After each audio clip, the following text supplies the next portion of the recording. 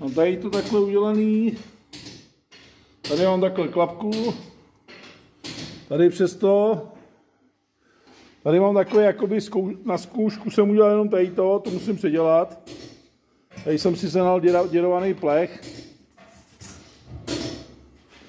No, tady takhle jsem udělal ze zhora klapku, aby to šlo kdykoliv zavřít. Takhle se odevírá sem.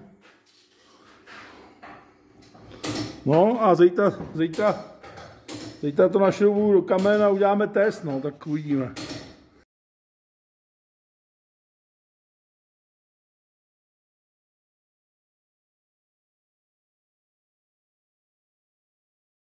Jo, jak nám to saje, hele.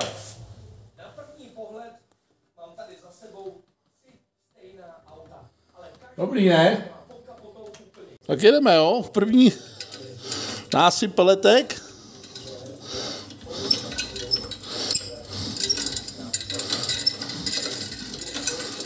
Už je to plný. Upadá ven. Tak, zavřu pro jistotu.